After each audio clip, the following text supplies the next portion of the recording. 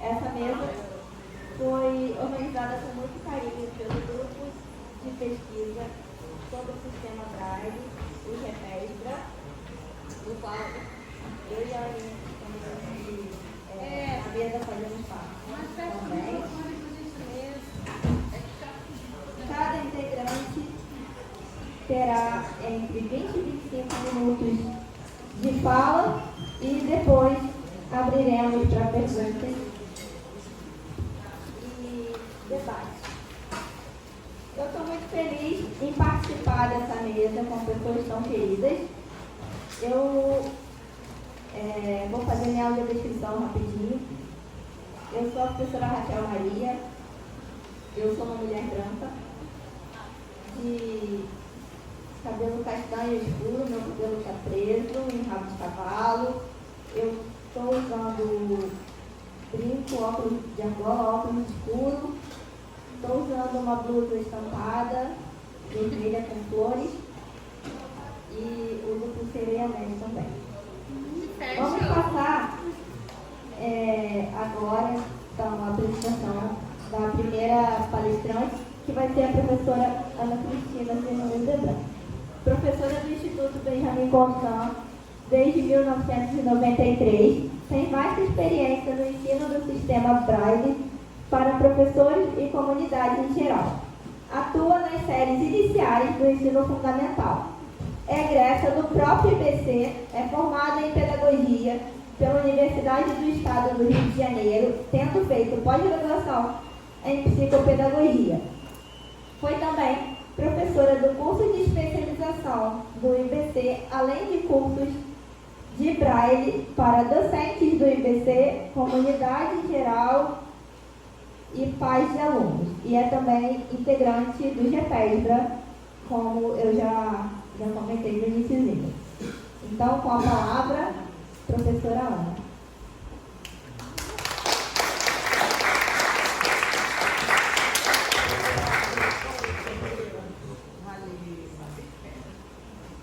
Então, gente, bom dia. Bom dia. Como a Raquel já disse, meu nome é Ana Cristina, né? E já que eu tenho que me descrever, eu sou uma mulher branca, de 1,52 m ou 3, mais ou menos. E eu sou cheinha, mas eu uso cabelo solto, né? Pintado de um louro não muito claro. E tô com uma blusa vermelha, né? Ou é goiaba, sei lá. Que cor é essa? Vermelho? Obrigada. Pois uma blusa vermelha e calça jeans. Tá bom, chega, né? Ninguém faz muita questão de saber como é que eu sou, não, né? O que mais? Bom, eu fui incumbida de falar sobre o Braille no cotidiano. Então, no nosso dia a dia, a gente usa o Braille para várias coisas, né? Inclusive, eu estou usando aqui, quem estiver vendo, né? Eu estou usando uma folhinha escrita em Braille, onde eu tenho aqui um pequeno roteiro. Foi um pequeno roteiro mesmo, feito na reglete, só mesmo para eu me lembrar do que eu gostaria de falar aqui nesses 20 minutos. Inclusive, eu vou pedir para alguém me sinalizar, né, para que eu não me estenda muito, porque eu atualmente estou sem relógio. Um relógio que eu também uso em Braille. Né? Obrigada, tia. Então, porque eu acho um relógio em Braille que também eu deveria até ter trazido, porque não sei se todo mundo conhece, né? Hoje em dia já se usa pouco, mas eu esqueci de trazer, como não tenho usado, né? O bichinho está com defeito. Qualquer coisa, Mas, meu. isso, então, me dá o da Geni aí, gente, alguém. O relógio de Braille, ele é muito útil, né? Porque ele é discreto, ele não fica falando, né? Enquanto você está numa palestra, enquanto você está numa solenidade, enquanto você está num casamento, num culto, numa missa, né? Não fica aquela coisa falando que só lá não sei o que. Você está na aula e aí os alunos querem, né? Te dizer a hora e ficam, querem que a aula acabe logo, né? E aí ficam toda hora apertando aquela droga para falar a hora. Então, ó, o relógio que a Geni me emprestou aqui, maravilhoso, eu coloquei no meu pulso, estou passando aqui o meu dedinho e estou vendo que são 10h28, né? Então, maravilha, ele é como qualquer relógio no sistema comum que tem as marquinhas, né, gente? Aqueles pontinhos de 5 em 5 minutos que também servem para marcar as horas, né, de 1 a 12. E aí os ponteiros grande e pequeno vão ali sinalizando as horas e os minutos. E a gente, em silêncio, discretamente, vê a hora, pode informar a hora para alguém que esteja sem relógio, né? E fica bem autônomo para fazer uma participação numa mesa redonda, dar uma aula, dirigir uma sessão solene, né? Comandar um trabalho qualquer que você tenha que organizar o tempo, né? Então, no dia a dia, nós temos muitas oportunidades de usar o Braille. Todo mundo aqui conhece o Braille, sabe ler, escrever, ou pelo menos conhece bem a história do sistema Braille? Eu imagino que sim, né? A maioria aqui é público do IBC mesmo, pessoas ligadas aqui à instituição, né?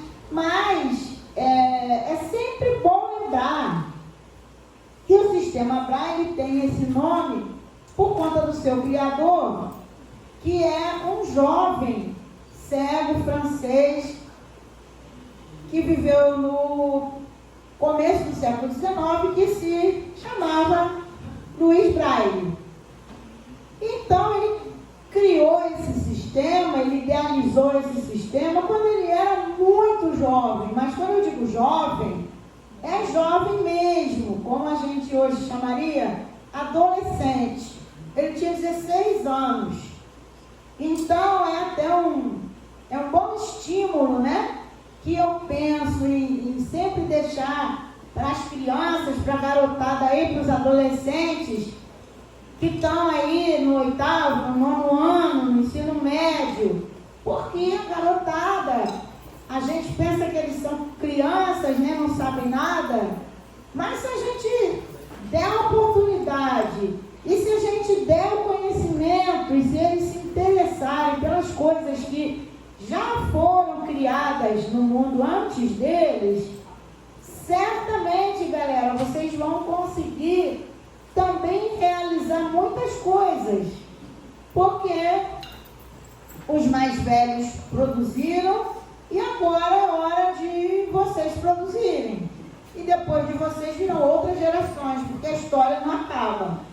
É verdade?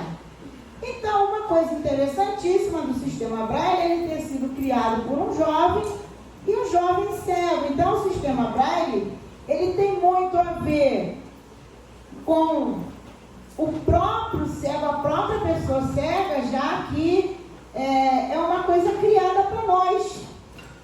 Ela foi criada por um de nós, para o nosso uso. Então, o sistema Braille, ele também se se refere, de alguma forma, à nossa identidade como grupo, né? Porque nós somos pessoas cegas. Então, quando a gente se reconhece como ser humano, né? A gente precisa se reconhecer no nosso gênero, ao gênero que nós pertencemos, né? Homem, mulher, lésbica, gay, bi, essas nomenclaturas modernas que talvez eu não saiba citá-las todas.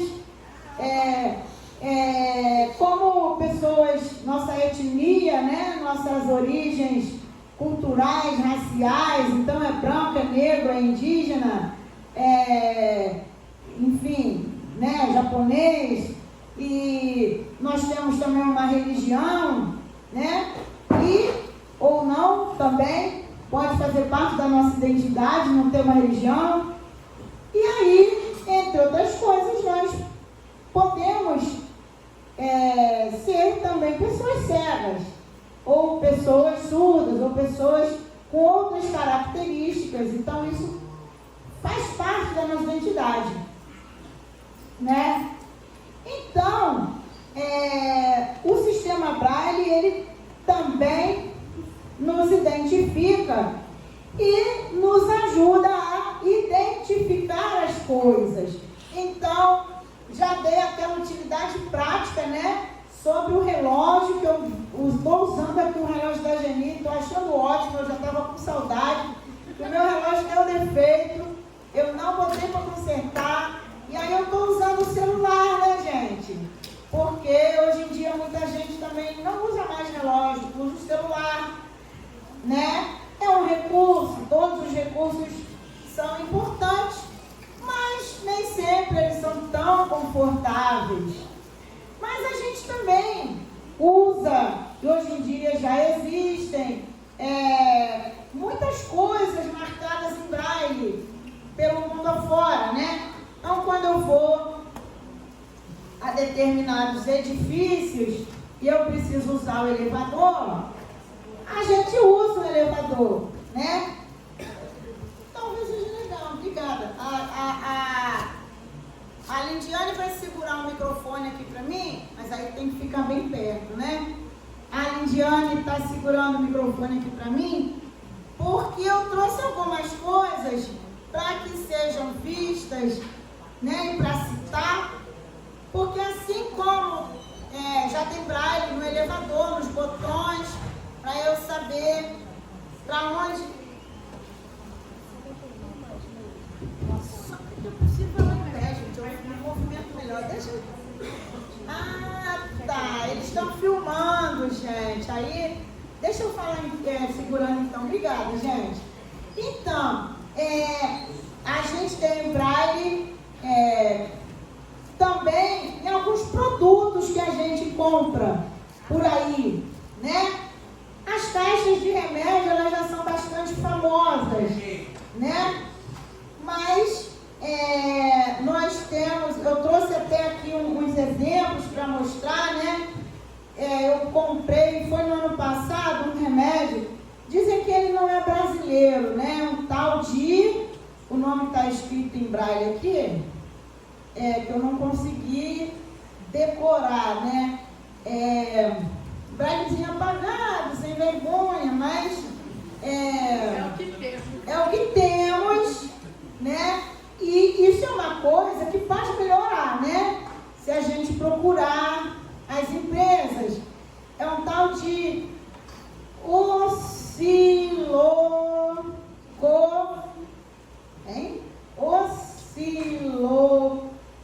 Aí, caramba, tá difícil. Ontem eu treinei ler essa coisa.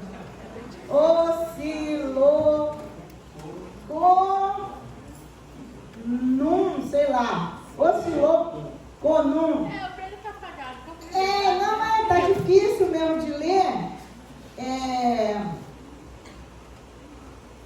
Oscilococino, na verdade, é o nome. Oscilococino é um produto para imunidade, né? E do sistema respiratório. aí dizem que ele não é nacional, né? Temos aqui, eu também trouxe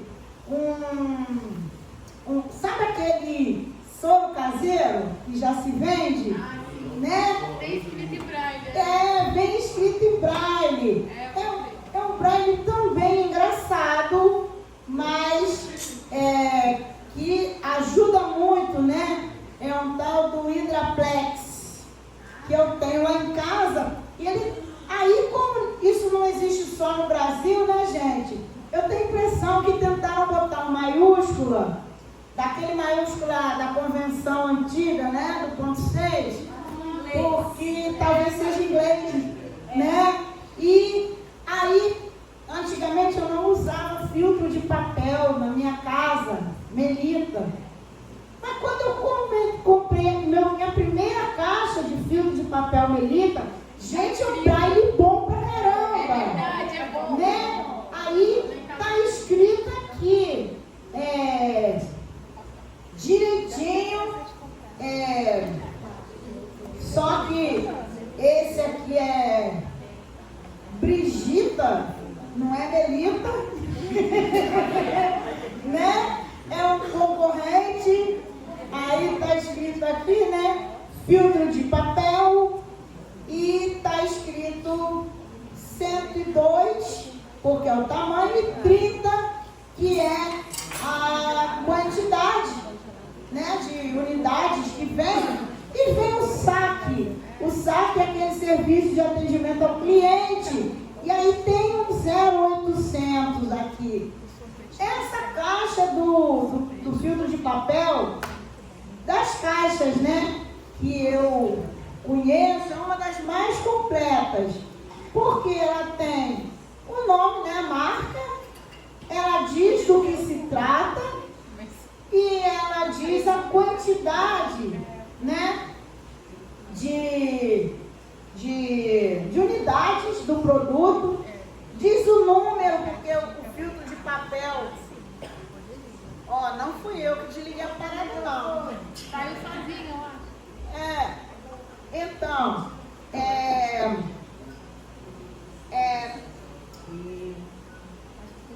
o Rodrigo vai brigar comigo, gente. Podia ter um pedestal, sei lá. Não, o problema não é o microfone mesmo. Então, mau contato do... A senhora não consegue uma parte?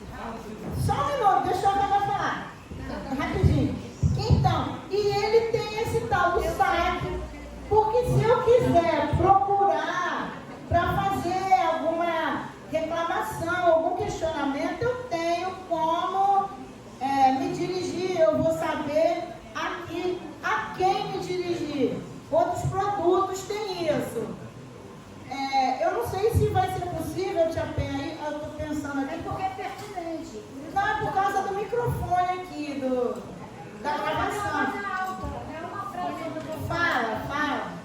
Eu queria dizer que às vezes o problema das caixas de remédio de braille é que às vezes a gente compra a caixa e a etiqueta em tinta está colada exatamente. É verdade. Isso. Então, aí eu ia colocar, né, para nós, que os produtos industrializados que vêm marcados, tanto de alimentação como de farmacêutica, né, são famosas as caixas da Natura, né, como de alimentação, farmacêutica e perfumaria e qualquer coisa de consumo em geral, né? Nós temos alguns problemas, não é? O braille nem sempre é tão bom, né? Nem sempre é no tamanho padrão, nem sempre está bem posicionado na caixa. Aí as pessoas no comércio não têm aquele conhecimento, aquela informação para quem tem aquele enfeite na caixa, né, do remédio. Então eles colam etiqueta de preço, propaganda da farmácia, né, qualquer coisa em cima do braille a gente tem dificuldade de reconhecer. Tem também umas discussões, né, porque as caixas poderiam trazer algumas informações maiores e melhores, né? Então, uma caixa de remédio poderia trazer, por exemplo, a validade daquele produto, né? Até quando eu posso consumir aquele remédio? Ela poderia trazer, sei lá, a quantidade de comprimidos, a Às dosagem vezes traz. do princípio ativo, né? Algumas trazem, outras não, depende do laboratório, depende de uma porção de coisas, né? Mas é aquilo, nós temos que conversar sobre isso, comentar isso, procurar até os sites das empresas, né? Lá o que seja, para poder solicitar, reivindicar através de entidades que a gente tenha representativas, porque senão ninguém vai saber quais são as nossas necessidades e vontades. Mas, por menos que já seja, né, interessante a maneira como está colocado ali na embalagem, né, no invólucro do produto, já é muito interessante que nós tenhamos essas marcações. Aí, gente, tem um detalhe muito importante. Eu acho que nenhum cego, ou pelo menos... Jura? Vocês estão de brincadeira. Eu acho que nenhum cego tem a intenção, né, de fazer uma compra sozinho no mercado ou na farmácia. Sozinho, que eu digo, gente, não é sem o pai, sem a mãe, sem a esposa, sem o marido, sem uma pessoa amiga, não. Sozinho, o que eu quero dizer é sem a ajuda de um vendedor, né? Muito, é difícil, por mais que os produtos estejam marcados em braille, a gente tem que caminhar pela loja, não sabe onde é que está o produto que eu quero, né? Não tem o preço, enfim, porque também o preço não tem como ter, né, gente? Que cada hora dá um preço, né? Então, não tem... Peraí, eu sei. Tá. Eu agora estou de relógio, gente. Valeu. Então, mas aí, o que acontece? É importante para a gente se localizar em casa, gente. Porque em casa, a gente compra vários produtos, né? Tem lá a caixa da maisena, do achocolatado, da farinha de aveia. E aí, quem é a farinha de aveia? Quem é o achocolatado? E quem é a aveia ou chocolatado e a maisena? Eu tenho que manter na caixa certa, o lugar certo, tudo direitinho. Mas, gente, se tiver em braille é tão bom, né? Para eu achar na minha despensa, no meu armário, lá na minha cozinha, sem ter que pegar o celular, abrir no aplicativo, aí botar lá para ele ler o rótulo e eu ouvir, aí a bateria está fraca, aí alguém me liga e nisso você perde um tempão.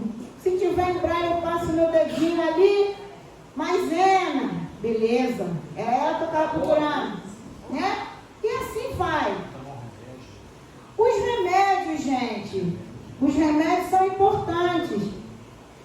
Eu tenho uma amiga que ela cuidou da mãe quando a mãe estava idosa. Isso não é uma coisa rara, não. Muitas pessoas cegas têm, né, ao longo das suas vidas, que além de administrar as suas coisas, administram às vezes a vida de um pai, de uma mãe, de um irmão que está adoentado. E essa minha amiga, a mãe dela já não tinha mais aquele discernimento de tomar todos os remédios certinho, né? Então ela controlava para ver se a mãe tinha tomado o remédio, qual era o remédio, quantos comprimidos faltava, se ela tinha tomado ou não naquele dia. para isso aí ser possível, era indispensável que o remédio estivesse com o braille na caixa. Para ela não se confundir. A pessoa idosa toma vários remédios normalmente, né? Então, é importante que a gente possa, com autonomia, encontrar os seus remédios, saber, né, a hora de tomá-los. E aí, o remédio escrito em braille, na caixa, facilita muito. Falta muita coisa ainda, né? Claro que falta. Muitos produtos ainda não tem marca em braille. Algumas informações também faltam, né? Mas é importante que a gente se interesse, né? Para que isso exista, é importante que exista. E, claro, à medida que nós vamos utilizando esse recurso do braille, né? Na nossa organização, né? Para a gente fazer anotações, como eu fiz do meu roteiro, para a gente ler, de repente, uma página, quem gosta, né, de ler um poema, uma página, né, para fazer um relaxamento. Quantas vezes aquilo, né, você lê em silêncio, é reconfortante, né? Então, infelizmente, como o braille tem muito a ver com a nossa identidade de pessoas cegas, e como ainda existe, né, muita pena das pessoas por elas não enxergarem, e como existe até da nossa parte muita rejeição à cegueira, porque nós aprendemos, né, a compreender que achar, né? Nós aprendemos a achar que o cego não pode muita coisa, então a gente fica muito limitado às vezes por nós mesmos. Já estou acabando. Então, essa rejeição que nós temos à cegueira, muitas vezes ela nos faz rejeitar também o sistema braille, porque não deixa de ser um símbolo, né? Mas é uma coisa que pode ser trabalhada e deve ser trabalhada entre nós, conversando com serenidade, assim como todas as questões sociais são discutidas, são conversadas e são difíceis, muitas delas, né? Gênero e raça, identidade racial, né? Se fala, tudo isso às vezes é difícil discutir. A cegueira também e outras características também, e a gente não precisa ter medo, não. E lembrar, por último, que todos os recursos que nós temos hoje, a tecnologia, o computador, né, os celulares e tudo que a gente pode usar como recurso, é bom. Dependendo da circunstância, dependendo da pessoa, da necessidade, do interesse de cada um, todos os recursos são válidos. Então esse era o principal, eu acho, né? Era o que eu tinha separado para dizer hoje. Aí rapidinho, gente, a Rafaela me trouxe, olha que coisa interessante, do filho da Rafaela, um carrinho de coleção, norte-americano, né, naturalmente, então tá com as marcações em inglês, então ele está aqui bonitinho, é o carrinho de número 68, pelo vídeo, né, da comissão. Então tem um e-mail aqui que é hotmail@EELS, né? Não me pede para falar inglês não, tá? IRTA. Então, marcado em braille, gente. Que a criança cega também precisa, né? Saber o número dos carrinhos dela, né? E é muito legal, muito chique. Então, vamos pensar, nós que somos brasileiros e gostamos tanto de imitar o estrangeiro, né? Vamos pensar que fora do Brasil também se usa o braille, tá bom? Então era isso, gente. Bom dia para todos.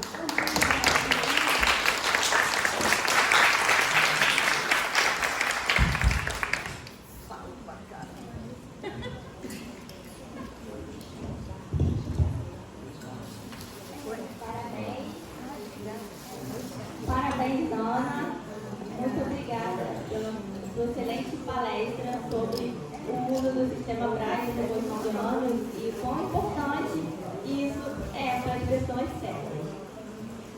Agora, passaremos a palavra à querida professora Glorinha. Maria da Glória de Souza Almeida, doutora e mestre em literatura pela PUC-Rio. Tem pós-graduação em alfabetização da criança com deficiência visual pela Unirio. Graduação em letras, português e literatura portuguesa e brasileira pela UF.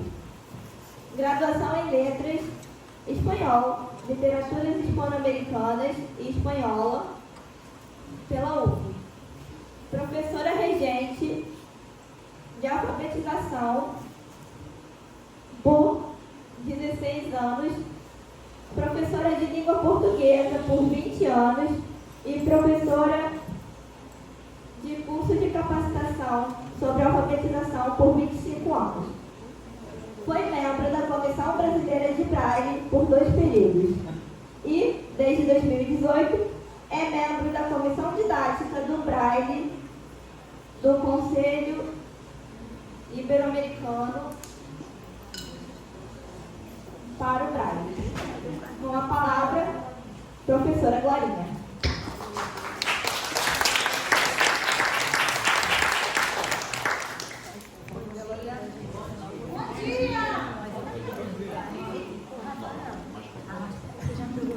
Bom dia, gente. Bom dia, Glorinha.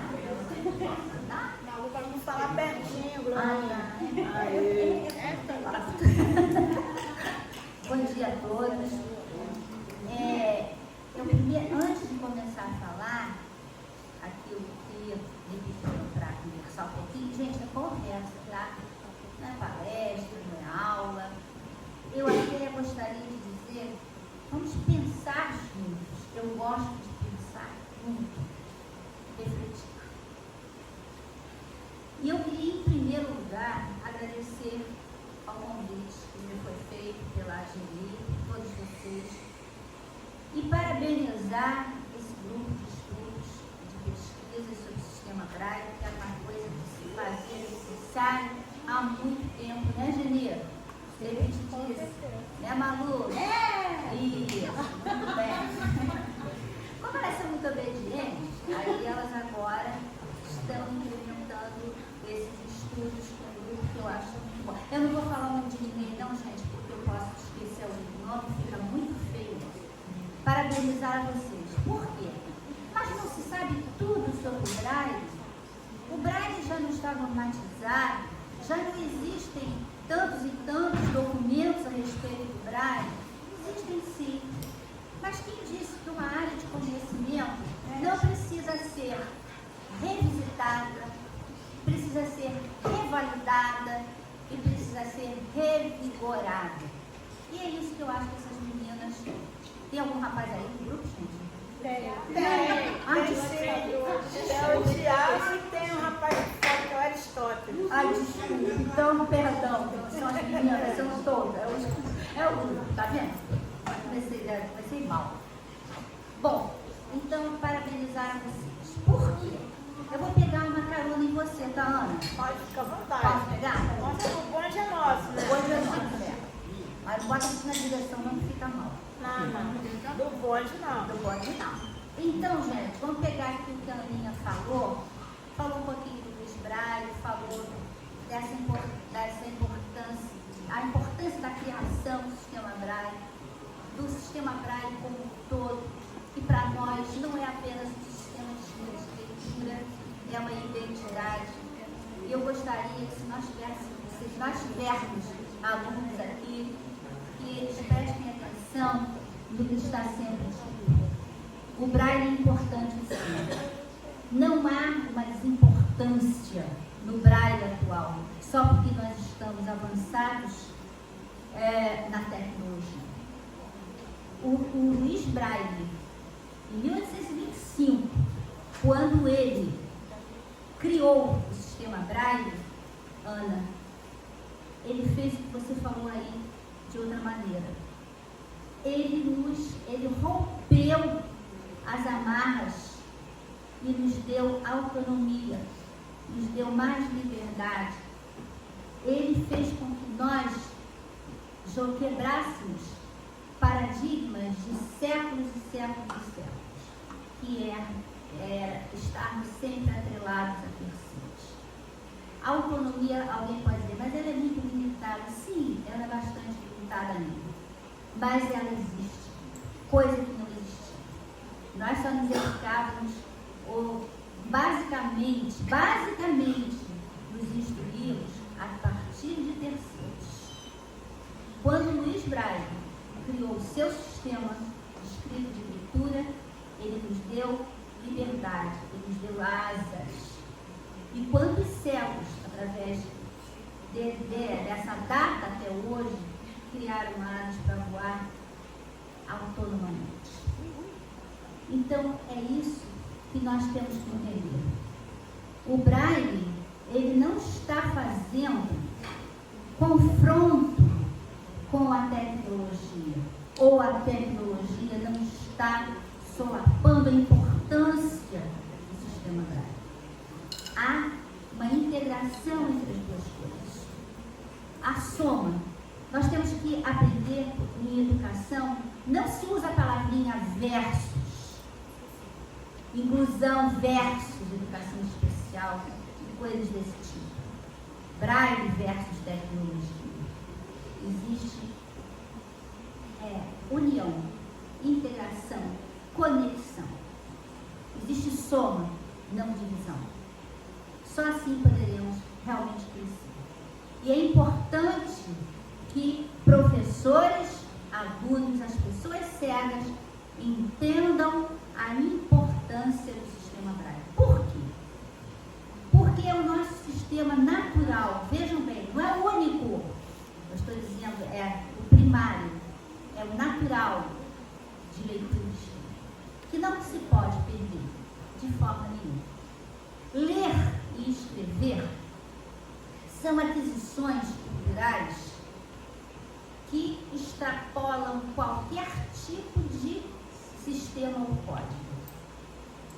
É uma conquista mental, social, cultural, e que nós precisamos preservar.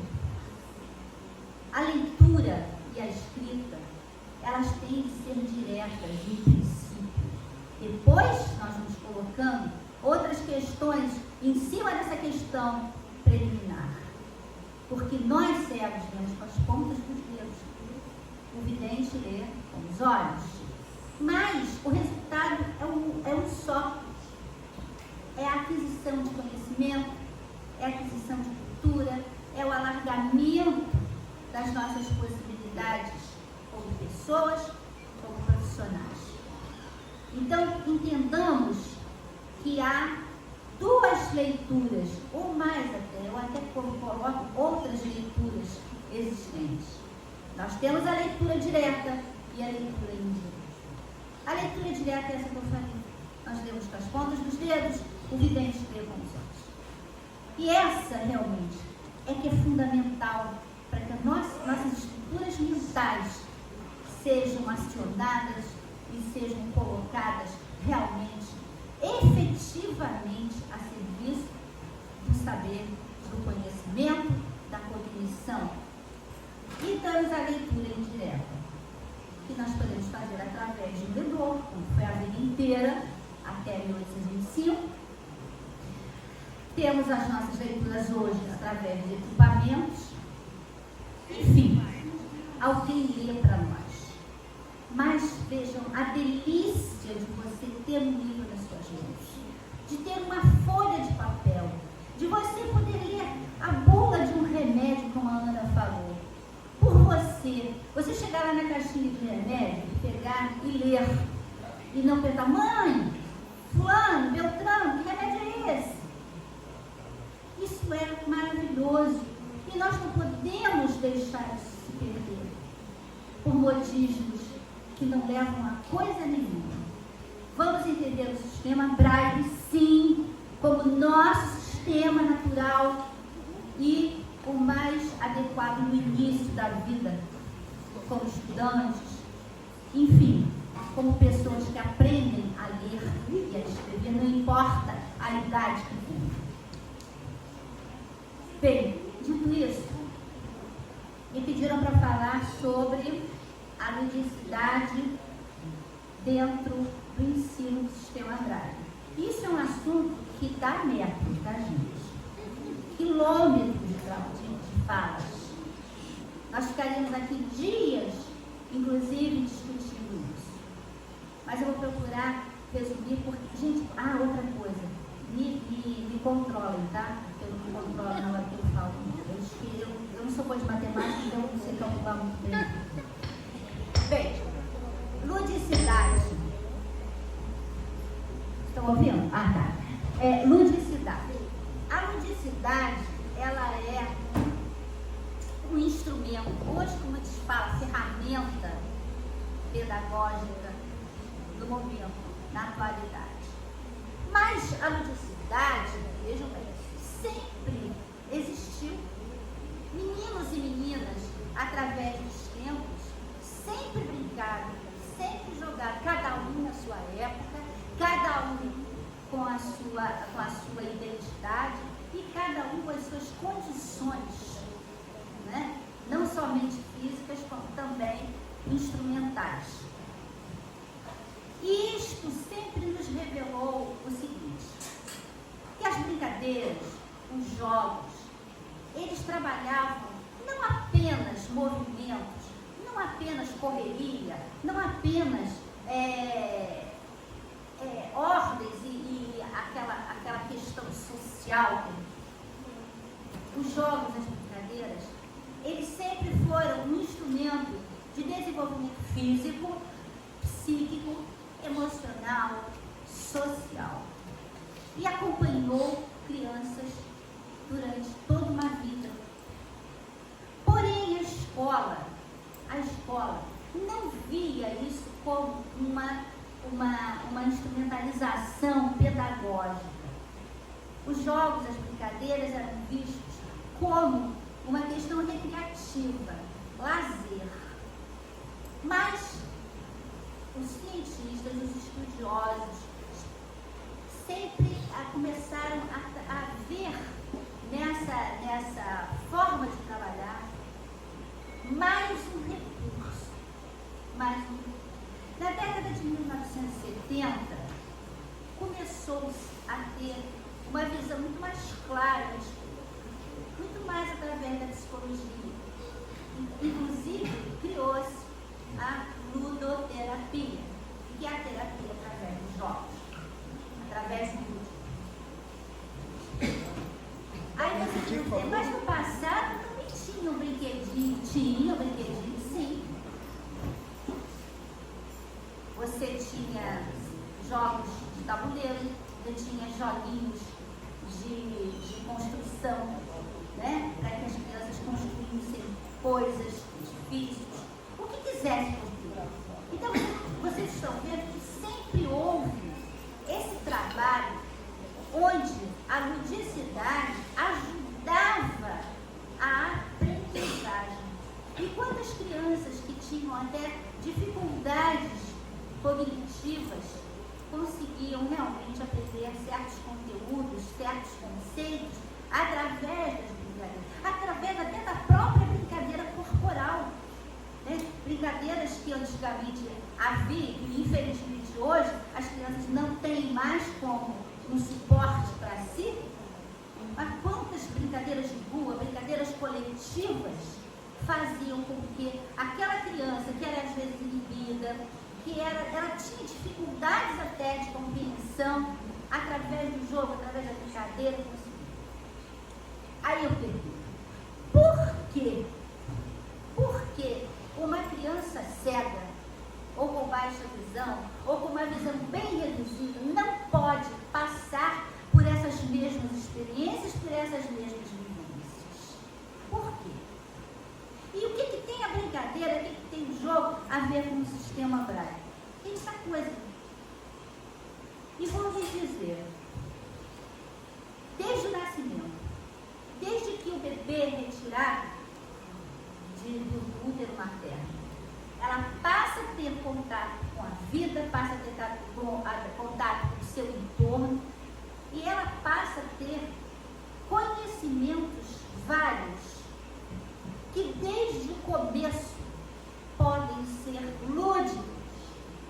Quer coisa mais lúdica que o banho do bebê? Se você quiser e você tiver uma orientação e uma visão mais ampla da questão, não é passar o sabão e tirar e colocar água para tirar o sabão. Você pode sim brincar com a criança e você pode mexer no seu corpo, fazendo com que ela tenha toda uma movimentação, todo um amadurecimento desde lá, desde o bebezinho pequenininho, a amamentação, tudo. Por que a gente fala que a amamentação é uma coisa incrível?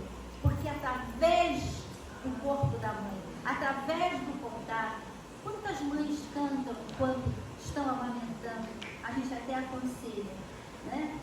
As mãozinhas do bebê sempre sendo trabalhadas ludicamente, não é pegar mecanicamente, automaticamente, não. É com amor, é dando humanidade a cada gesto que você tem, a cada coisa que você ensina àquela criança. E o que tem a ver isso com o Braille?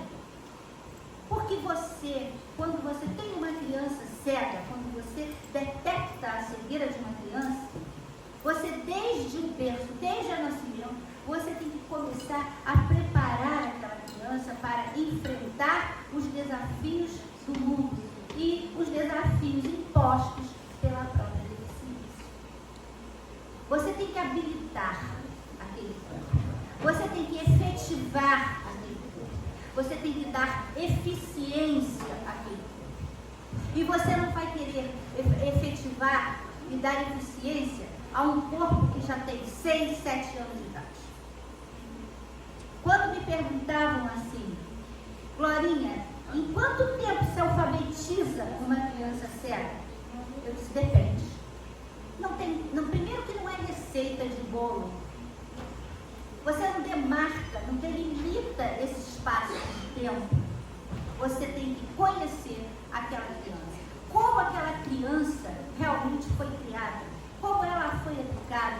Como ela foi preparada para receber todos os conceitos que você, uma criança vidente, com naturalidade, recebe. Lembre-se de que a uma criança cega ensina-se tudo. E é essa a nossa grande responsabilidade. Responsabilidade da família, responsabilidade do professor, responsabilidade do sistema educacional. Então é isso que é importante. Por que nós dizemos e reiteramos sempre a necessidade e a importância da educação precoce? Porque é lá o primeiro degrau, é lá que se plantam as bases do conhecimento e do desenvolvimento global das crianças. Por quê? O Braille, quem é cego aqui sabe, e nós usuários do Braille sabemos que o Braille é maravilhoso. Porém, ele exige de nós muita coisa. Ele exige de nós um corpo habilitado para ler e escrever. Ele precisa ter mobilidade, mas uma mobilidade dosada, uma mobilidade de fato que faça com que nós possamos ler com rapidez, com um desempenho satisfatório. Nós precisamos ter força, mas não uma força exagerada. Nós precisamos ter uma lateralidade perfeita, né, ou desejável.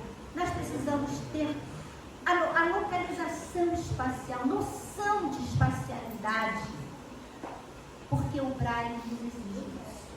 Ora, se o Braille exige todos esses requisitos, a criança que nasce cega, ela tem que ser preparada desde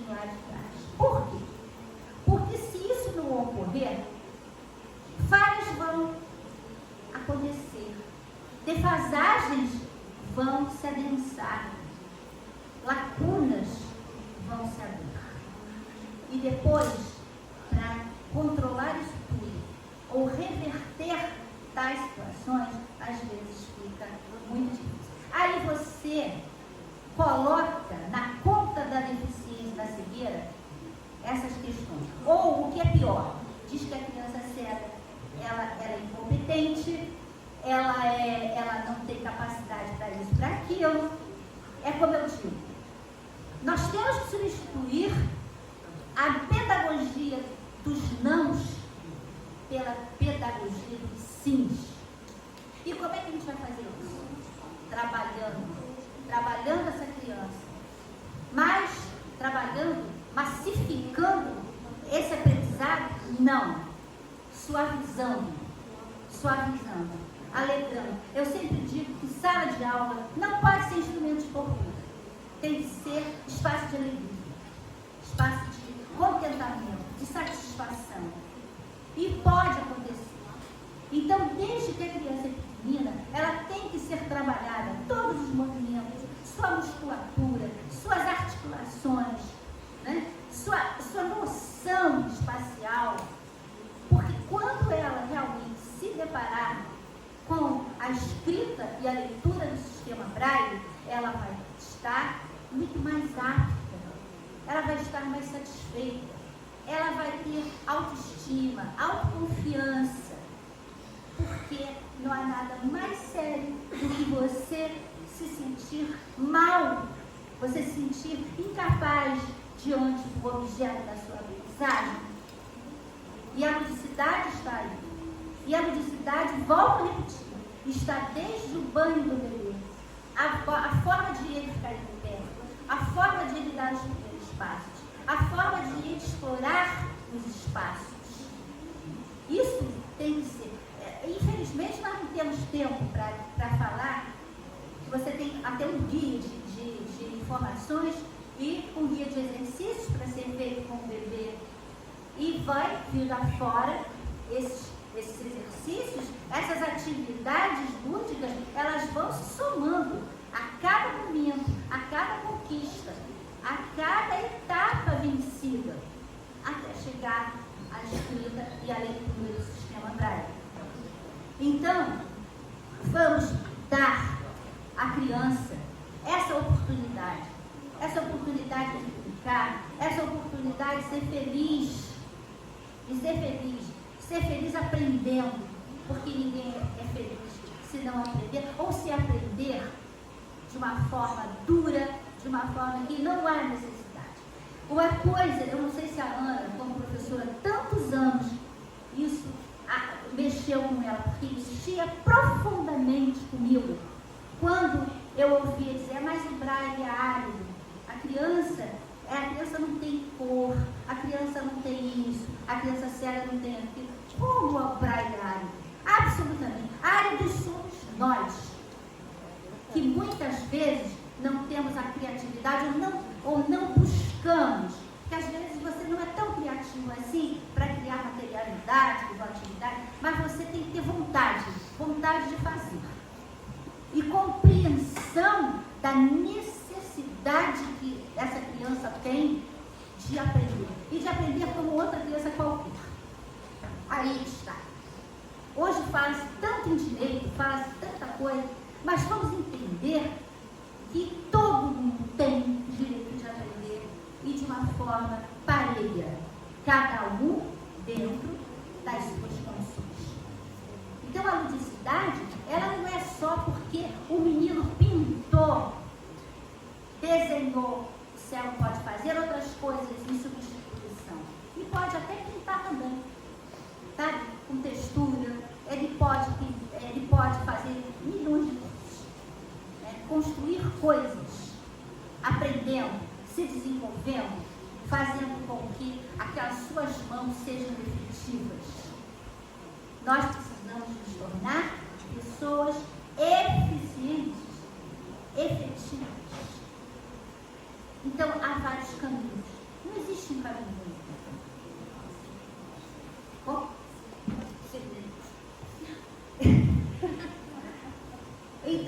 isso, gente. Vamos entender. E vou dizer mais. Quantos materiais didáticos para desenvolver tato, desenvolver mobilidade podem ser feitos com o próprio sistema Braille? A leitura, ela é importantíssima. E a criança tem que ser habituada a gostar de ler. Mas como é que você vai fazer que a criança goste de ler se você não oferece? Então as salas, desde a pré-escola para uma criança séria, ela tem que ser bonita, ela tem que ser alegre, ela tem que ser condizente com a mente e o desenvolvimento mental e psicológico daquela criança. O Braille tem que ser mostrado imediatamente. Ela não sabe ler, não importa. Faça o Braille concreto para que ela entenda que um dia aqueles pontinhos vão estar num livro, vão estar numa folha. Vamos colocar o Braille, marcando o Braille em tudo que aquela criança tem. E ela vai realmente se acostumar a que um dia ela vai trabalhar. Tem materiais concretos para que a criança, como a criança pequenininha, rabisca, desde muito pequena mesmo, uma criança de um ano e pouco, fica já rabiscando, e aquilo já é um início de escrita para a criança, vidente. Por que a nossa criança não pode também brincar? Pega uma placa de cortiça, pega uma espuma, bote um papel sobre aquela espuma, sobre aquela placa, e deixe que a criança perfure. Ela está fazendo, ela está se exercitando, ela vai estar tendo dentro da sua mente e do seu psiquismo, ela está sendo preparada para aquela escrita. Então, gente, tem muitos recursos que não podem ser desprezados, que não podem ser deixados lá. Agora, o que não se pode fazer é pegar uma criança, colocá-la numa carteira, diante de uma reglete ou diante de uma máquina de datilografia Braille e deixá-la perfurar papel 1, 2, 3 horas. Isso não é produtivo. Por isso que há tantas vezes fracasso nesse início de escolarização, porque a criança se sente sufocada, ela se sente, sabe, enfadada, aborrecida, porque qual de nós gostaria de repetir indeterminadamente uma tarefa quando não há beleza, quando não há alegria, quando não há a própria conexão entre os colegas? A sala de aula pode se transformar, sim, num momento de jogo, num momento de brincadeira, num momento de alegria, num momento de crescimento. Sala de aula tem de ser espaço de crescimento. A educação é isso. Gente, Paulo Freire tem uma frase que ela é modelar, na minha opinião. Não existe educação imposta como não existe amor imposto. Não existe modelo imposto de educação. O modelo a gente faz de acordo com o nosso aluno, de acordo com o nosso menino, de acordo com a capacidade que ele tem de compreensão, da capacidade que ele tem de nos dar. E nós temos que entender esta capacidade, esta condição, não aquela condição que é melhor do que capacidade, a condição que ele nos mostra, que ele nos sinaliza,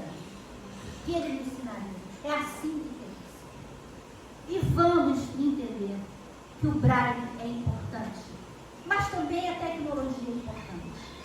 Vamos fazer joguinhos escritos em Braille e vamos também trabalhar com os joguinhos que a tecnologia nos dá, porque nós temos que fazer uma criança diversa, uma criança que tenha condições plenas de entender que o mundo, ele é vário, ele é imenso, ele é diverso, e é por isso que é o encanto da aprendizagem, o encanto do conhecimento, o encanto do saber, mas sem imposições,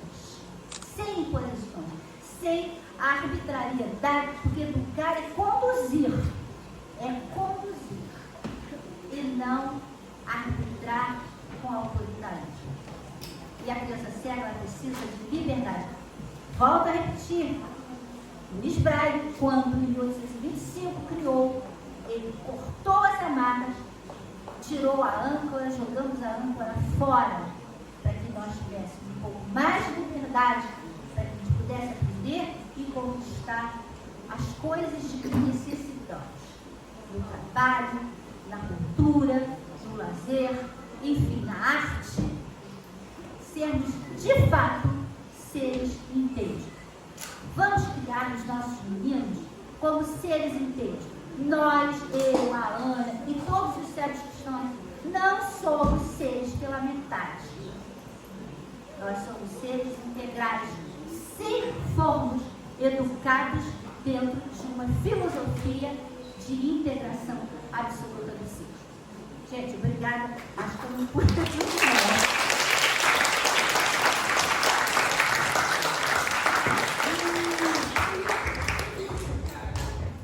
Parabéns, Glorinha, pela sua excelente palestra sobre ludicidade e mecanização Braille para criança cega.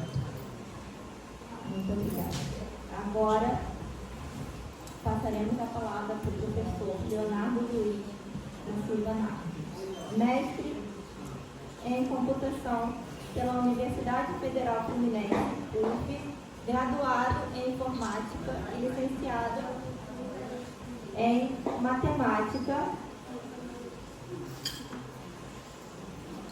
Possui ampla experiência profissional na área de TI e atualmente é docente EBTD no Instituto Federal de Educação, Ciência e Tecnologia do Rio de Janeiro e FRJ, onde leciona no técnico, na graduação e na pós-graduação em informática. Lecionou na modalidade EAD do curso de Tecnologia em Sistemas de Computação, CEDERJ, UF, no Polo São Gonçalo, RJ.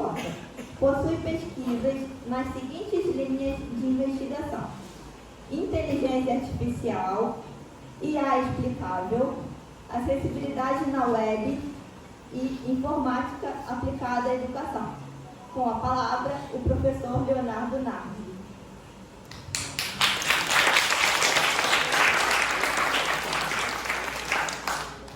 Bom dia, pessoal. Vou me autodescrever. Sou um homem branco, cabelos curtos, alguns fios já grisalhos, né, de brancos. Uso um óculos, um óculos de grau, e estou vestindo uma camisa azul escuro. Tá? Então, a gente vai falar, né, da tecnologia, né, em si. Um assunto vasto, né, que a gente vai ser voltado à tecnologia para o ensino do Braille. Né? Mas antes de falar da tecnologia, é importante, como trouxeram muito bem as professoras, né, aqui hoje, né, falar da importância do Braille, e de fato né, a questão do material didático. Então, antes da gente adentrar a tecnologia, né, é um pré-requisito para mim, né, você desenvolver algo, né, alguma ferramenta, algum material inclusivo, você conhecer, primeiramente, né, o Braille e conhecer o material didático. Então, a tecnologia, né, ela nasce dessa criatividade, né? Então, primeiro eu preciso conhecer como que se dá ali, como que eu consigo desenvolver ali produtos inclusivos através dessa competição dos materiais. E aí eu tive essa oportunidade agradeço aqui no Instituto, mesmo em Constância, a oportunidade de cursar esses cursos, né, o curso de Braille e de materiais didáticos, o Braille foi com a professora Malu. Né? Então, isso foi muito importante, né, porque desperta, né, a nossa... Primeiro, a gente passa a ter aquela consciência, né, poxa, eu preciso fazer, até como docente, principalmente não só na área de TI, né, mas em todas as áreas, eu preciso desenvolver algo que possa ser mais atrativo, mais lúdico, né, algo que seja prazeroso, né, para o estudante, naquele processo do ensino e aprendizagem. Então, como trouxeram os professores, né, a gente tem que pensar no aluno, sempre. Né? E a gente adequa todo o nosso processo educacional, né, inclusivo, ao aluno. Então, desse conhecimento e aprendido aqui na instituição, tanto do Braille como dos materiais didáticos, que surgiu a ideia de desenvolver tecnologia, né, justamente para fazer o ensino mais prazeroso, né, mais lúdico. Então, desenvolver projetos tecnológicos que pudessem auxiliar nesse desenvolvimento, né, do ensino e aprendizagem. Então, esses cursos me motivaram, né, e aí eu fiz uma longa pesquisa, né, em termos de o que eu poderia ali estar desenvolvendo. E um dos primeiros projetos foi uma caixa Braille que é usada, né, para o ensino, né, de professores videntes e baixa visão. Inclusive, eu testei essa caixa com uma aluna de baixa visão para saber se estava adequado a caixa. E nessa caixa eu utilizei LEDs sinalizadores para que pudessem, tanto as videntes quanto de baixa visão, conseguirem enxergar. Inclusive trouxe, né, a caixa que depois eu vou estar aqui mostrando para vocês. Vou até botar aqui sobre a mesa. Então essa caixa, ela foi o primeiro projeto, a primeira versão, né, desenvolvida, né, que é uma caixa que se assemelha ao Braillux, né, que a professora Gemília falou comigo, só que com essas modificações, né. Em seguida, pensei em expandir essa tecnologia, expandir o projeto para uma coisa maior, né? Pensando não só nos professores, e pensando agora nos alunos, né? Então, assim, alunos videntes, baixa visão e alunos cegos.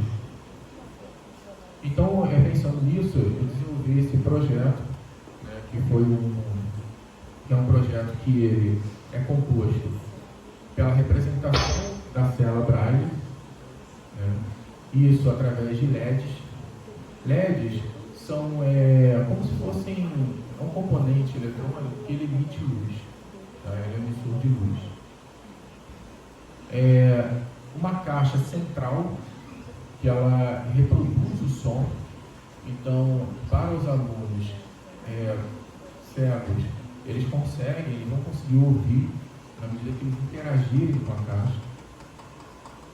E há uma segunda célula Braille, uma segunda caixinha representando a célula Braille, além dos dispositivos luminosos, que é uma célula Braille representada por motores.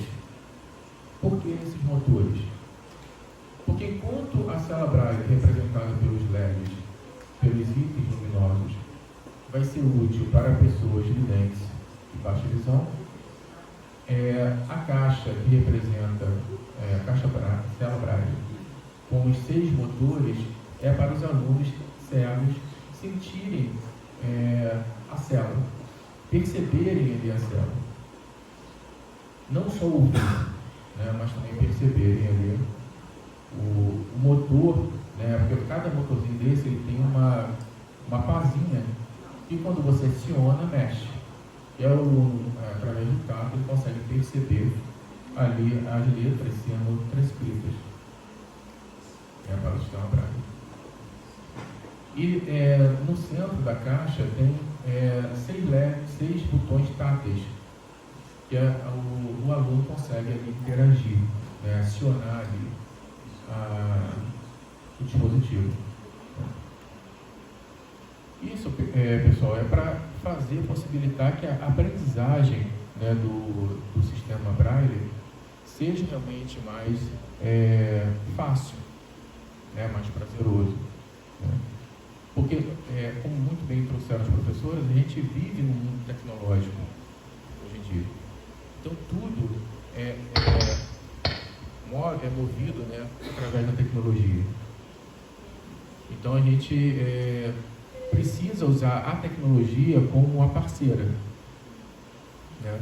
Não ficar dependente a ela, mas usá-la como um mecanismo para que a gente obtenha a nossa autonomia.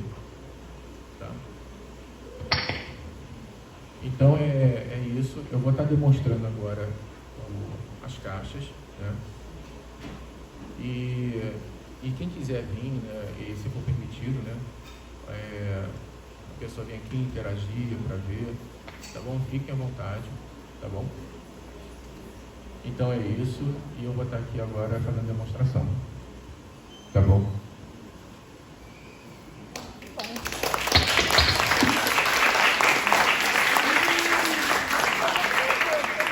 Muito obrigada, professor Leonardo, pela sua... Desculpa, gente. Muito obrigada, professor Leonardo, pela sua excelente palestra, unindo tecnologia e sistema Braille num produto tão interessante para o ensino, tão interessante para as pessoas cegas e baixa visão também. E videntes também. Por quê, pessoal? Porque a inclusão é para todos, né? Devemos envolver todas e todos, tá, nesse processo. Nós vamos abrir para perguntas, vamos abrir para debate, e eu gostaria muito, sim, de ver o material, ficaria muito feliz. Seria muito interessante que você fizesse a demonstração. Gostaria muito mesmo, ficaria muito feliz. Eu estou até aqui posicionado. Então aqui, pessoal, com relação à primeira versão, né, da caixa Braille, da cela Braille, essa aqui, né, ela está posicionada à direita, né, e ela é composta, ela é mais para professores, né, então quem é vidente e baixa visão, né, então a caixa é um pouquinho escura, né, e tem LEDs vermelhos sinalizadores, né. E atrás dela tem ali as 6 teclas, os 6 botões que vão acionar, né? Então, por exemplo, fazendo a letra A, aí eu tenho na coluna da esquerda, né, o que representa o ponto 1, eu tenho ali o primeiro LED sinalizador sendo ligado, tá? E aí o B, né, e aí sucessivamente, tá bom? O mais interessante aí, expandindo o projeto, né, foi essa caixa, né, essa tecnologia, e essa é uma tecnologia, né, eu uso, tem componentes eletrônicos, tem microcontrolador, né, tem toda uma programação, que, pessoal, não é algo difícil, tá? É interessante, até na área da educação, né, a gente promover o tão falado STEAM, né, que é você aplicar a ciência, a tecnologia, né, a matemática, né, e a arte, né, na fabricação desses produtos tecnológicos, tá? Então, vou estar aqui demonstrando aqui a caixa.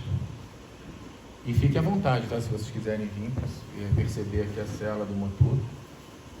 Então, vou tentar aproximar aqui o microfone, porque eu estou usando um amplificador, que ele é um amplificador com baixa potência. Tá?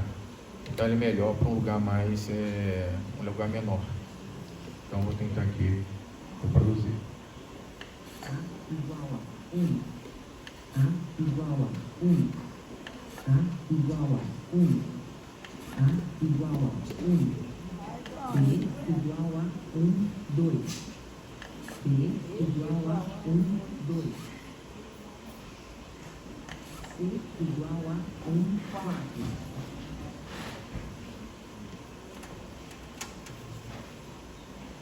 D igual a 1, 4, 5.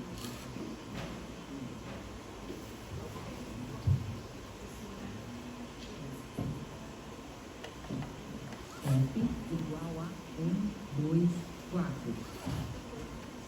Ele vai dizendo a letra e os pontos. Isso.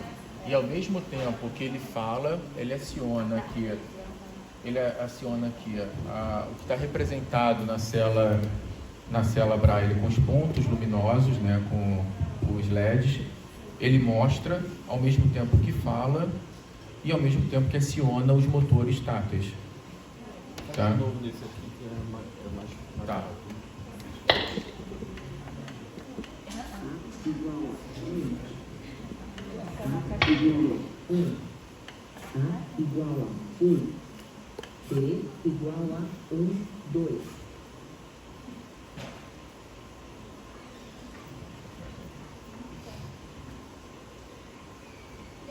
B igual a 1, 3, 5, 6. Posso perguntar? Pode. A segunda caixa, essa que... esqueci. A segunda caixa, essa que é a isso, a que fala, esse já é já é o modelo final ou ainda é um protótipo? Bom, eu não me identifiquei, né? Eu sou Geni, sou professora de Braille aqui do IBC. Então, professora Geni, esse é um protótipo, né? Que é preciso fazer alguns ajustes, né? Mas ele já está caminhando para seu projeto final. Tá bom? Ele vai ficar mais ou menos nesse tamanho. Nesse tamanho. Tanto que a primeira versão dele, eu fiz todo em caixa de papel com gramatura 300. Então, todas essas caixinhas eu fiz em papel, né, esse papel Canson, né, que é A3. Tá bem protótipo mesmo. Então, era um protótipo, vamos dizer assim, raiz, né?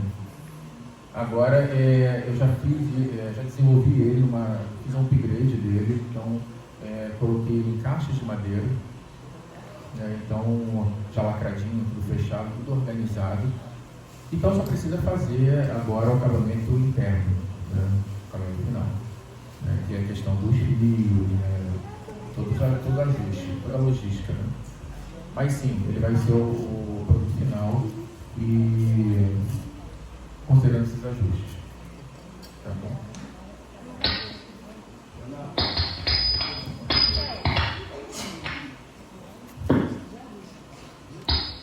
A gente sugere, quem quiser colocar a mão no protótipo, quem quiser tocar, e espere um pouquinho e depois da palestra venha ver o protótipo. Tá bom? A gente está de mão levantada. Eu também. Pode perguntar, eu também quero perguntar. Tem que vir. Peraí. Não, respeita a hora da boa. Eu quero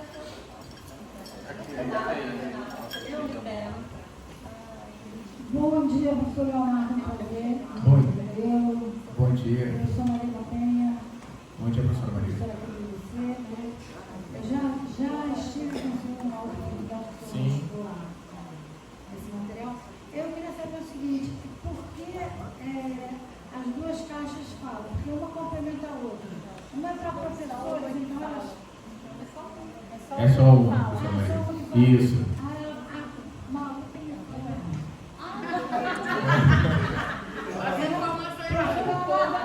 Como o senhor pode ver, daí é uma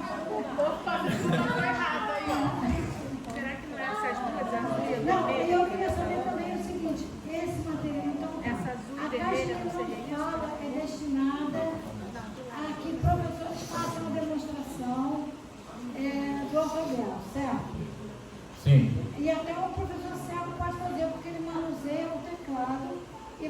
fazendo as lâmpadas, os LEDs correspondentes, confere? Isso. Tá. Então, só uma caixa que fala, entendi. E eu queria saber também se esse material, ele é disponibilizado em algum lugar, ele pode ser adquirido, ele pode ser viabilizado de alguma maneira, as pessoas que quiserem adquiri-lo, elas têm como encomendar, de alguma maneira? Obrigada. Então, professora Maria, esse projeto, ele vai ser, a minha intenção é, sim, disponibilizar ele, tá? Eu só preciso, como eu estava explicando a professora Geni, eu só preciso fazer os ajustes finais, né, para aí sim disponibilizá-lo, tá? Porque ele ainda está no nível, vamos dizer assim, um nível de protótipo para produto, mas ainda é um protótipo, tá? Por causa desses pequenos ajustes que têm que ser feitos. Não é nada complexo, né? A complexidade já passou, né? Na primeira fase de protótipo. E aí a gente vai estar, eu vou estar disponibilizando sim, tá bom?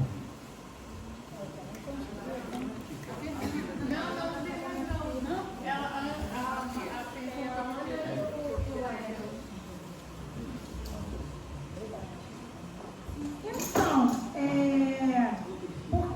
não poderia juntar as duas caixas, fazer uma caixa só, a mesma caixa para os LEDs, falar. Eu ainda não toquei, mas... Eu acho que não. Então, professora, esse segundo projeto, eu fiz, ele tem uma estrutura, uma base, né, uma base retangular, em que nessa base retangular eu tenho ali mais à frente, né, das caixas, eu tenho os botões táteis, e um pouco mais atrás dessa base eu tenho ali as 3 caixas. Então elas estão juntas, como se fosse um bloco, como se fosse uma única caixa, né? Estão parafusadas, estão grudadas, essas 3 caixas. Então as caixas, a caixa que é dos LEDs, né, dos indicadores luminosos, que é a caixa à direita, vista de frente,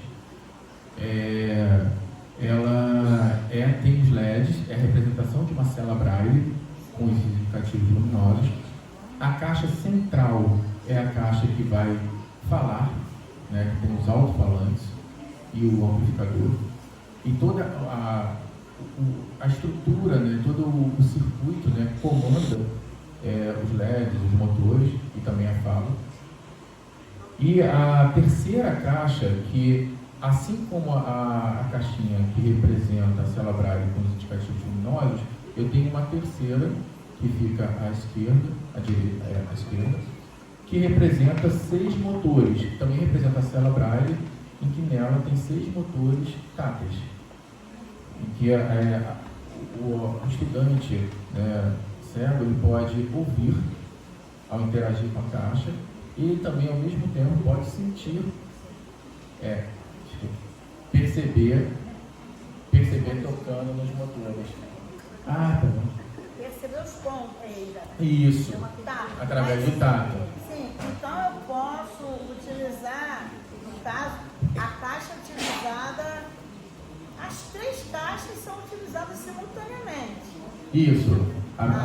No momento que você aciona através dos 6 botões táteis, se você faz a combinação para transcrever ali a letra correspondente, né, no sistema Braille, vai ser acionado ao mesmo tempo as caixas. O LED é acionado, é falado e o motor correspondente é acionado. Tá. Agora vamos passar para a última pergunta e depois faremos o encerramento. E após o encerramento, aqueles que desejarem podem vir colocar a mão no protótipo.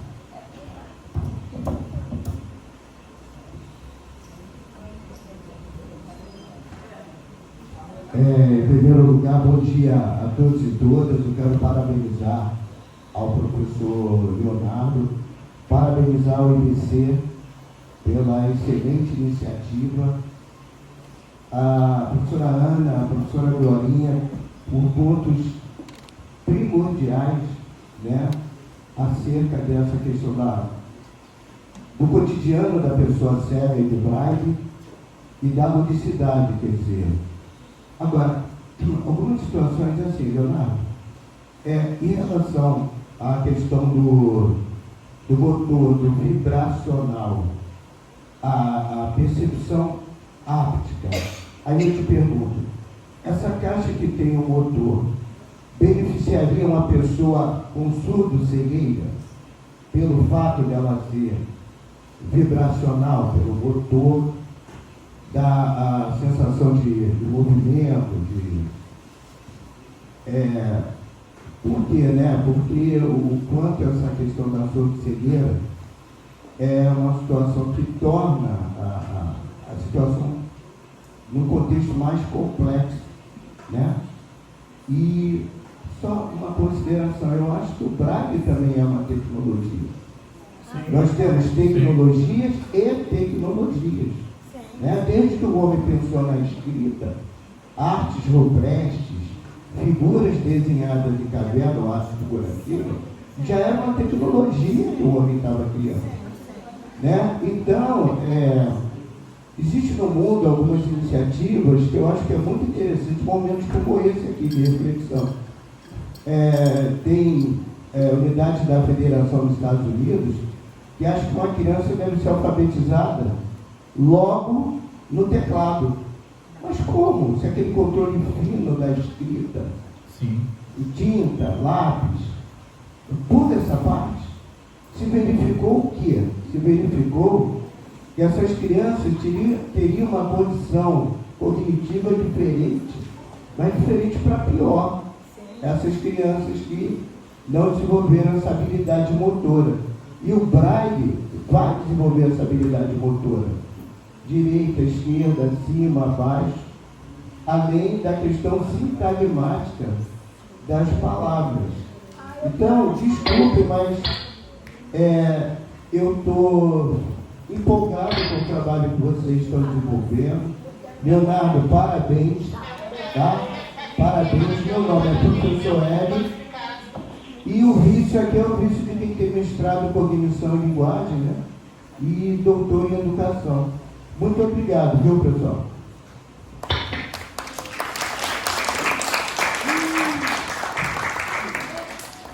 Eu vou sugerir ao grupo que na próxima vez o convide, professor.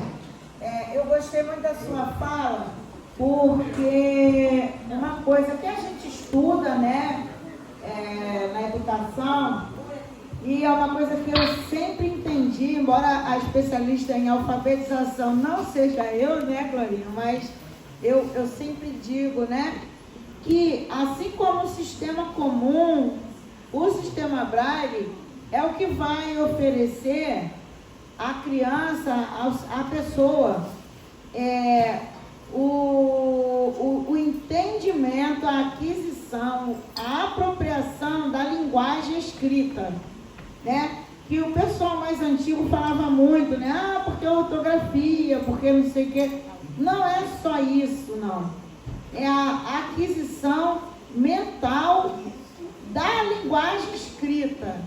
É uma coisa mais profunda e talvez até por ser mais profunda dessa área da neurolinguística, a gente que é ser humano comum, né, tem um pouco de dificuldade de explicar ou de entender, mas que realmente é a escrita na caneta, no lápis ou no punção que vai trazer para o ser humano a aquisição da linguagem escrita. Em qualquer idioma, naturalmente, né? Eu entendo assim, também entendo assim. Achei muito boa a sua intervenção, obrigada. Deixa eu falar um negócio. Sim. Passa o falador para ele lá, gente. E agora o papo ficou show de bola. Olha, desculpe aí, tá? Outra questão da Ana, quando ela falou do cotidiano, né? Do Braille. É muito interessante, eu estive no Japão em 2016 E lá não tem o braille, o sistema não é braille, mas lá tem um sistema de pontos em relevo, chamado Nihon Tenji. Ji é letra, tem pontos de relevo, então o japonês em pontos de relevo. Então aquela história de japonês e braille não é isso não. Um abraço, gente. Ah, que legal. Mas para se aprender japonês e braille. Posso falar um pouquinho? Já que a Ana falou na questão da alfabetização. Aquele que precisa e está aprendendo a ler e escrever, ele tem que, de fato, se apropriar desses dois bens culturais. E é, na verdade, ele sendo o sujeito da aprendizagem dele.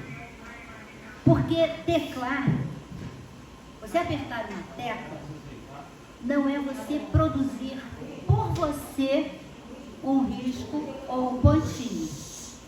Então você tem que estar ali, no seu objeto de aprendizagem, atuando sobre ele. Como dizia o velho Piaget, você tem que atuar sobre o seu objeto de aprendizagem. Tem que ser sujeito daquela ação.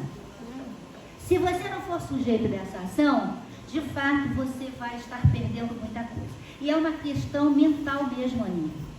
Não é uma questão apenas de dizer assim, não. É uma questão, uma apropriação mental que é viabilizada pelo corpo. O corpo é um instrumento que vai realmente ser realizado no cérebro.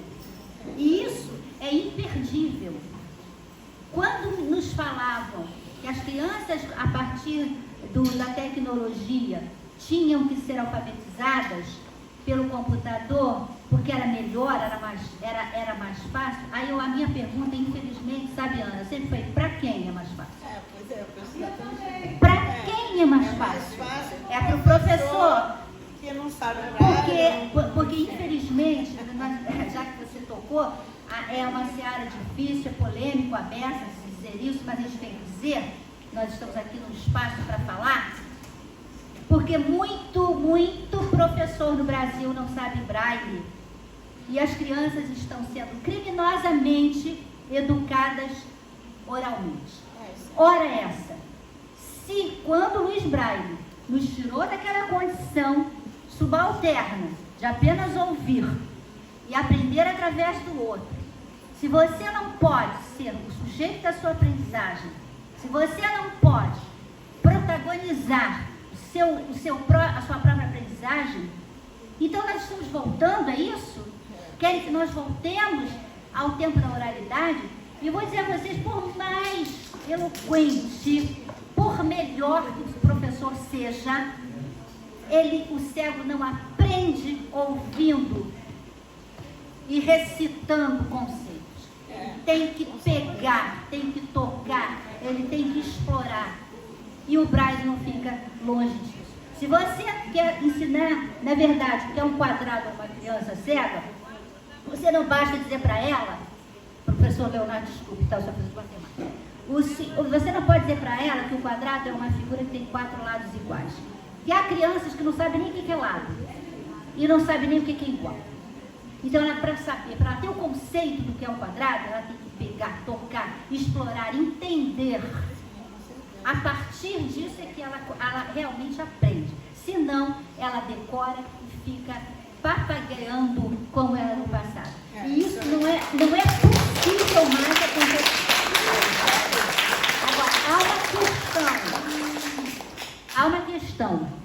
Os sistemas de ensino, ou qualquer escola que seja, não pode abandonar esse tipo de caminho.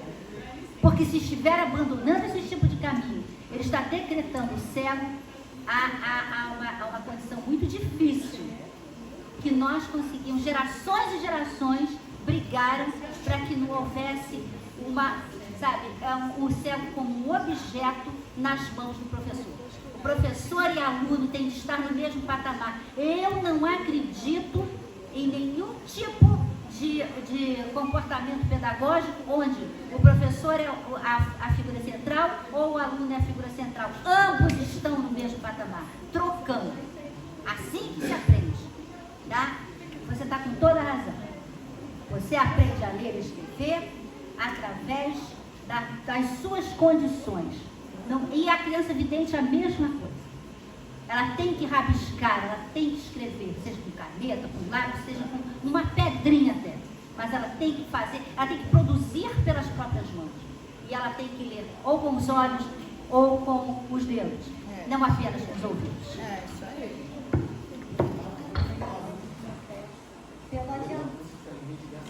Pelo adiantado da hora, nós vamos encerrando essa mesa que fez parte da semana de comemorações dos 169 anos do Instituto Benjamin Constant, uma mesa excelente sobre Braille, que eu tenho muito orgulho em participar e muito orgulho em mediar. E eu agradeço a professora Rafaela Lupetina e aos integrantes do GEPESTRA. Agradeço também ao professor Rodrigo Agrelos, ao Jorge pelo suporte, Jorge Fiore. E agradeço aos convidados, parabenizo por todas as palestras e por todos os comentários. Foi um bate-papo muito bom, com comentários muito interessantes, o debate foi ótimo. E aqueles que quiserem ver o protótipo, quiserem sentir o protótipo do professor Leonardo, podem vir aqui aos poucos, depois que terminar a apresentação. Tá bom? Muito obrigada, meu amigo.